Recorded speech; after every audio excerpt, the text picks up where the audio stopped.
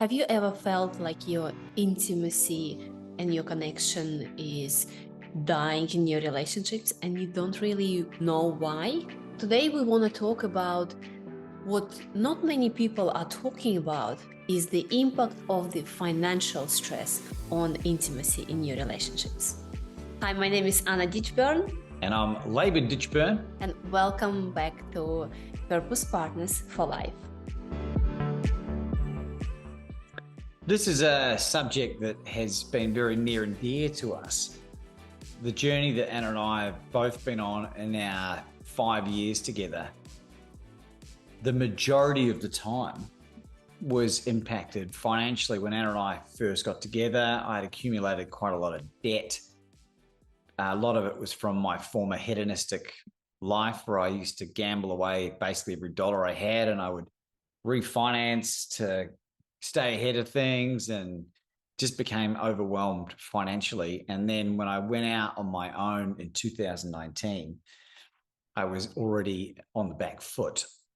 And it put a lot of pressure on the relationship because there wasn't a lot of resource available at the time.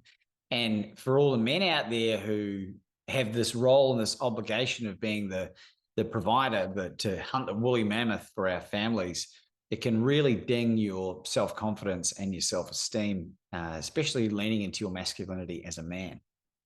I came from the background where I was taught that a man should be the main provider and main supporter. And at the very beginning of our relationships, I told you, Laban, how important for me that you are being a major provider and breadwinner. And when Laban went on its own, I was still working at the bank, and it took you about a year just to really start getting on your feet. And I remember at this point, I became the major breadwinner. And the dynamic shifted because I didn't really understand. I've never been into this situation before where I have to provide for our family. We were driving apart of each other because I felt like I was gaining this masculine energy where I felt like I have to work harder and harder and harder. And Laban, at those point, you were in kind of sort of stress financially, and it really made you withdrawn and close to me. So we were not talking about really intimacy at those point. Yeah, and I think for full clarity and transparency, our love life, even at that point, was still very active, and there was still a lot of sex and touching, but there was times that when I would become super stressed that my interest and libido would drop off, which is a physiological symptom of huge amounts of stress. On top of that, we were experiencing the miscarriages as well, so there was this rush for me to try and solve this financial challenge, but also to help Anna in her healing journey. And I was still going through my stuff as well. And it just became quite overwhelming. Well, that was, all of 2019, 2020. We're like, all right, I'm going to bite the bullet. I'm going to get a job, working back for another company again, 6-figure salary, fantastic. And I started that job in February 2020. And then 7 weeks later, the lockdowns happened. And because I was last on, it was first off. And we were again thrust into a situation where finances were very challenging because of my failed attempt at running a business in 2019. I didn't qualify for any of the government handouts. So we were existing on one income, and I was unable to go and earn any money. I didn't have the experience in the entrepreneurial world that I have now. The only fights that Anna and I would ever have would be around financial. And I felt like I was doing everything in my power to try and solve that, but it wasn't enough. And it was just spiraling out of control and compounding. And the biggest mistake we were making at those point is we were not really communicating about the financial situation or about our emotions with each other, because I was setting high expectations for Laban. He just wanted me to be calm and supportive and reassuring. And I was like this I don't know, ball of emotions, like, just go and get some job. Like I had enough of it. And sometimes when you are feeling down or withdrawn, I remember I would come home from work and find you sitting on the couch, eating ice cream, like fully stressed. That would make me even more angry. It got to the point at certain levels of peak stress for me where I was in very weak and vulnerable moments. I was so angry at the situation that I was prepared to walk away from the relationship. And I would yell things like, I'll just go and do this by myself. I don't need the pressure. And we never really ever got truly close to breaking up. There was a much deeper connection that held us together. But that was like a moment of absolute and utter frustration. And I'm sure some of you out there can identify with this level of pressure, but we were able to very quickly resolve that. Laban, it's actually not many people would say, but financial issues is one of the biggest catalysts for couple to break up. There are some ways you can gain this intimacy back. You can become even stronger in those situations because this situation really made us stronger.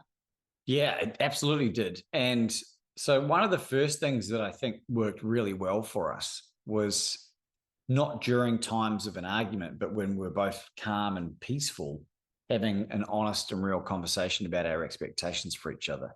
And this is not new information. This is not something that's groundbreaking. It's so obvious, but we forget when you're caught up in this fight or flight. Mm-hmm. And when you're experiencing being totally drenched in super stressful stress hormones, your ability to reason just goes out the window. Mm-hmm. And the emotional eating that I would do with the sugary junk foods was also clouding my ability to rationally think as well. And that would be the times where we would have the biggest arguments, incidentally, when my blood sugar would spike. Mm-hmm. And it would just sort of compounded in itself. The second one, Laban, as you mentioned, really powerfully, because when you have this financial pressure and you get into this survival mode, and there is no even a conversation about deep intimacy or connection or planning or creativity. And I remember I went into an anxious state and I started building resentment towards you. But then I looked at myself and I said, okay, what can I do for my man to support him? And as we talked in other video, it's so important for your man when you believe in him. And I remember when I said, baby, I know you can do this. I believe in you. How did you feel? Oh, it was amazing. It was amazing to have someone in your corner like that. And because I knew the path that I was on was the right one. I just knew that I had to experience some major adversity in order to get the growth that I needed to get to prepare me for the next chapter of my journey.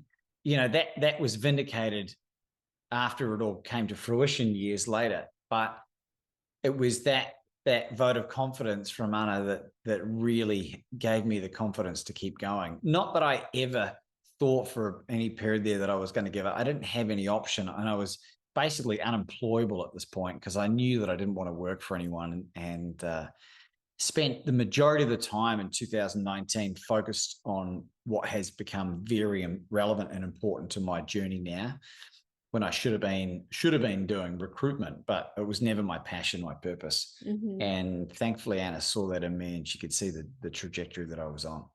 What helped you from my end deal with that situation? What really helped me is your honest and open conversation, how you felt at those moments. Because then it made me to realize, okay, I don't want you to feel under such a pressure. It made a sense why you felt this way, why you were feeling like just lying down on the couch and eating ice cream. I was thinking, okay, now I see, now it makes sense. Let's do it together. Because I didn't want to break up with Laban. I loved him so much. He was a man of my dreams. Yeah, and I think a lot of the resentment that I had early on was around Anna had been married and was, getting ready to be divorced. And her ex was a good financial provider, but lacked everything else in the relationship towards the end.